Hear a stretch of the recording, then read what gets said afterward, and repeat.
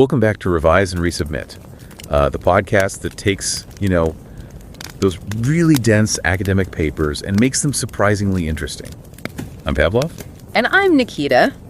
You're joining us for a session summary that's actually part of the fifth session of paper readings at the Virtual Summer School in Entrepreneurship Research 2025. Which is pretty amazing when you think about it. It really is. This no-fee summer school, it started back in 2021, so this is its fifth year bringing all this research to, well, basically anyone interested globally. Yeah, a fantastic initiative. 5 sessions, I think, each with 4 papers. That's right, 5 sessions, 4 papers each, and sometimes they even throw in a book review.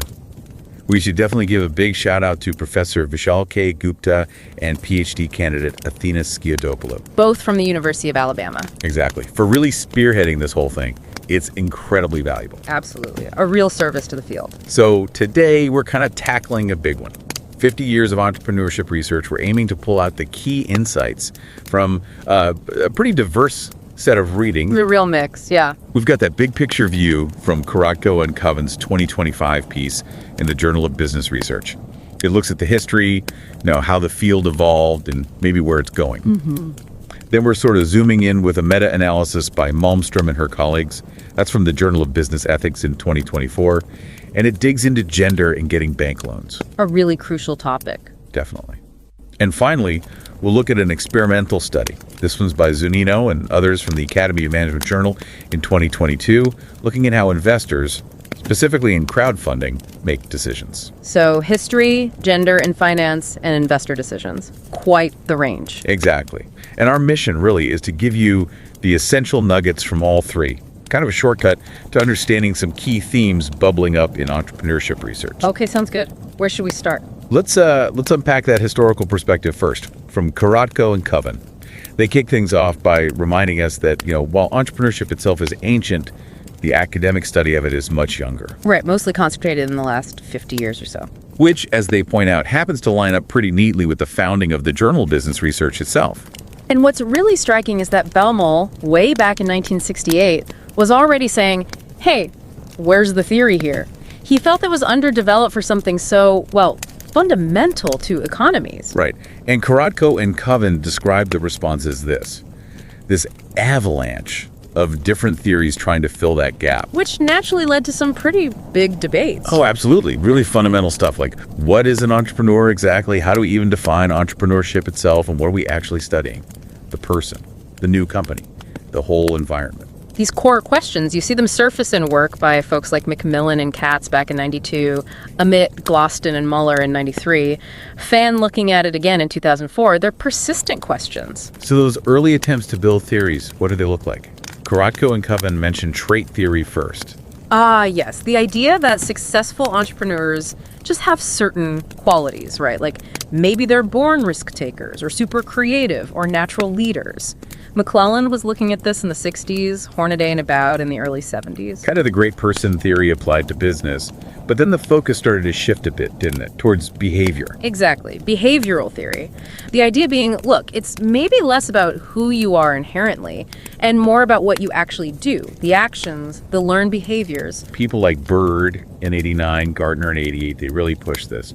Gartner especially challenged the old definitions. He said we should focus on opportunity recognition, how people spot and act on opportunities. And Aldrich and Oster in 86 brought in another key angle, networks. And also the specific hurdles new businesses face just because they're new and small. The liabilities of newness and smallness. Yeah, think about it. If you're listening, a brand new company just doesn't have the track record or resources of an established player. That's a real disadvantage. Definitely. And as the field matured, particularly moving into the 2000s, Kuratko and Covin note this growing emphasis on the entrepreneurial mindset. Right, that way of thinking, approaching problems, that isn't necessarily limited just to starting a company. It can apply in lots of contexts. And the field became much more multidisciplinary. It wasn't just economics anymore. You had psychology, sociology, strategy, all contributing pieces of the puzzle. Shepard and his colleagues wrote about this integration in 2019. And you really can't talk about this field without mentioning social networks. It comes up again and again. Oh, absolutely central. Research consistently shows how vital those connections are for entrepreneurs. Getting resources, finding team members, building legitimacy, growing the venture. Grieve and Seloff looked at this in 2003. Lamine and colleagues more recently in 2015. Zimmer, way back in 86. It's a well-trodden path for a reason.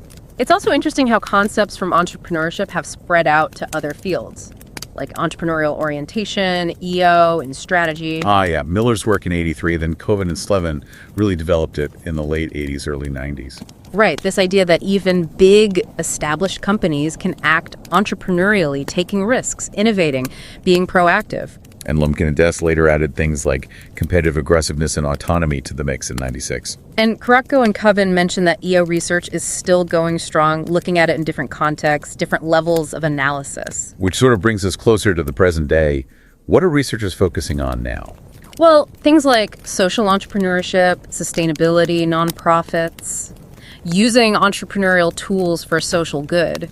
Shepard and Patzelt have done a lot of work there. And there's rightly been much more focus on the specific experiences of women entrepreneurs, minority entrepreneurs, Right. recognizing their unique paths and challenges. De Bruin, Brush, Welter, Robb, and Watson. Important work. And alongside that, a real dive into entrepreneurial action. The how. How do they navigate all that uncertainty? McMullen and Shepard looked at that. What about things like passion? Huge. Cordon and colleagues have researched entrepreneurial passion extensively.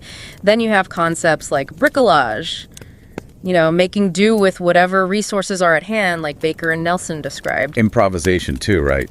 Mileski and Corbett. Yep. And grit, resilience, especially with Shepard and Williams recently, and even this idea of entrepreneurial hustle. Hustle, Fisher, Kuratko, Burnell. They're all digging into that sort of relentless energy and drive. Yeah. It's about the messy reality. It really is. So, looking ahead, Kuratko and Covin see a need for, more qualitative work. Yeah, more qualitative, maybe ethnographic research to get those richer lived experiences. And also more focus on emotions, well-being, recognizing the human toll. Wickland and others have called for that. And they raise that fascinating, almost philosophical point. Can our predictions actually shape the future, become self-fulfilling? And the massive uncertainty around things like AI, nobody really predicted the full impact of that even a few years ago. True, the future is definitely not just a straight line from the past. And they also touch on those non-money benefits, right? Personal fulfillment, community impact. How do we capture and communicate that value better? Good questions. How do we show the broader relevance of all this entrepreneurial activity? Key challenges for the field moving forward. Definitely. Okay. Let's switch gears now. Let's dive into that meta-analysis on gender and access to bank finance by Malmström and her colleagues. Right. They noted that past studies on this, kind of all over the place, mixed results. So they pulled together a whole bunch of studies, I think over 20 years, to try and see the bigger picture, especially looking at how the societal context, the environment, might play a role. It's like taking a step back to see the forest, not just individual trees, combining results to find the overall pattern. And the baseline finding pretty much confirms what many suspected. Yeah, sadly. On average, women entrepreneurs' loan applications more likely to be rejected. And when they do get loans, they often face higher interest rates than men. The disadvantage seems persistent. But then they layer in the societal context, and that's where it gets really, really interesting. They looked at political ideology. Yeah. And they found that in societies generally considered more conservative, women entrepreneurs actually pay even higher interest rates relative to men. Wow. Okay. But did ideology affect getting the loan in the first place?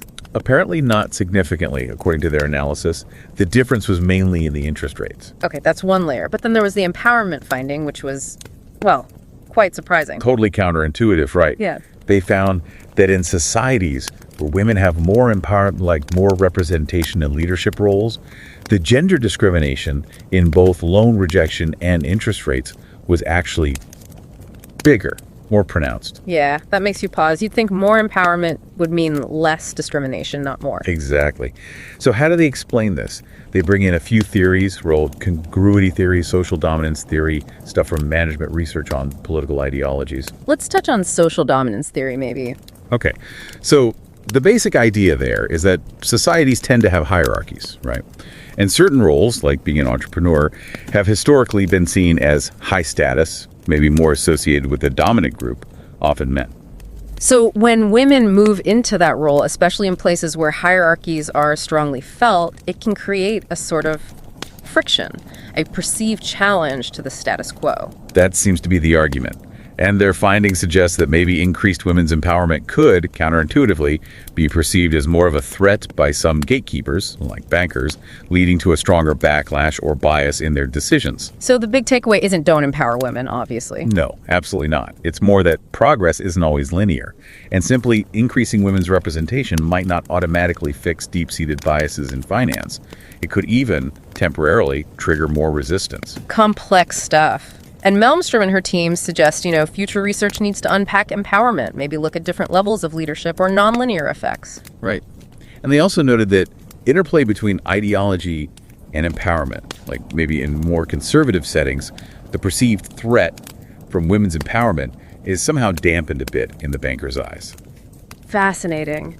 And they also say we need to look beyond just loan approval and rates, maybe explore crowdfunding in this light too. It just underscores how these big societal factors can really shape the experiences of individual entrepreneurs trying to get funding. For sure. Macro context matters. Okay, so for our final piece, let's look at that experimental study by Zunino and colleagues. This one's about crowdfunding investors. Right, focusing on how they weigh up entrepreneurs, specifically looking at past failure versus success, and these things called skill cues. And they make the point that crowdfunding is different from, say, traditional angel investing. Investors often have less info, right? They rely more on the online profile, the Q&A. Exactly. So any signals or cues the entrepreneur provides become potentially much more influential. So Zunino and the team set up an experiment. They used a real but anonymized crowdfunding project. And they tweaked the info investors saw in the Q&A section.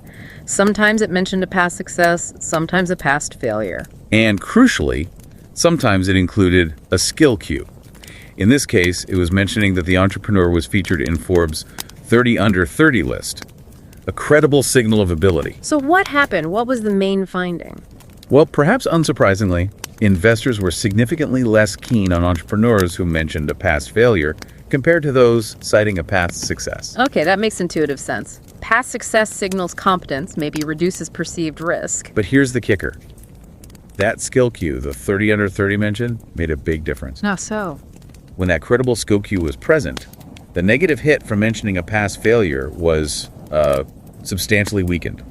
Significantly attenuated, as they put it. So investors weren't just blindly running away from failure. It seems not. It suggests that when they have other credible information pointing to the entrepreneur's actual skills and potential, they're more willing to look past a previous stumble. They integrate all the information. Making more rational inferences, perhaps. Does the skill cue completely erase the failure penalty? No, the study didn't find that. The failure still had some negative weight, but much, much less when the skill cue was there. They didn't find support for simple failure aversion when skills were signaled. Interesting. So what does this mean for entrepreneurs using crowdfunding? Well, it suggests maybe don't be too scared to be transparent about a past failure if you can also provide strong, credible evidence of your skills and expertise. That signal matters. It helps contextualize the failure? Exactly. And for the crowdfunding platforms themselves. There's an opportunity there, right? If they create ways for entrepreneurs, especially serial entrepreneurs, who might have failures in their past to effectively showcase these credible skill cues, they might attract a more experienced, maybe ultimately more successful group of founders to their platform. It makes sense. Better signaling mechanisms could benefit everyone. So yeah, some really practical insights there for both sides of the crowdfunding equation. Definitely.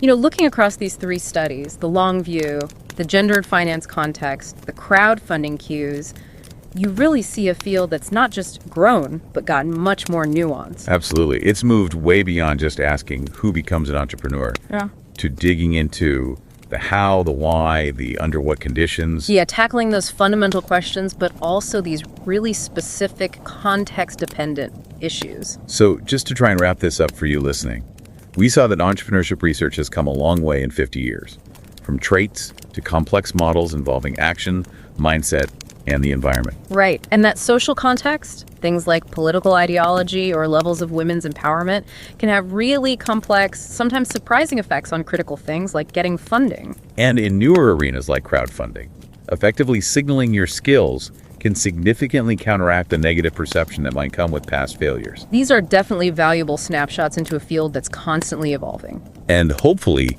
you're thinking about how these ideas might connect to your own interests, your own work, maybe even your own experiences. Which leads us maybe to a final thought to leave you with. Thinking about how fast technology is moving, how society is changing, what do you think the next 50 years of entrepreneurship research will focus on? What will be the big, maybe unexpected questions then? That is a great question to ponder. We definitely encourage you to explore the research we touched on today further and keep digging into this fascinating world. Thanks for joining us. And don't forget to subscribe to Revise and Resubmit on Spotify and Apple Podcasts. And if you're enjoying the show and want to support us in creating more insightful content, consider becoming a patron on Patreon. Every contribution helps us continue this journey of exploration and discovery. Until next time, keep those minds curious, keep questioning, and keep revising and resubmitting.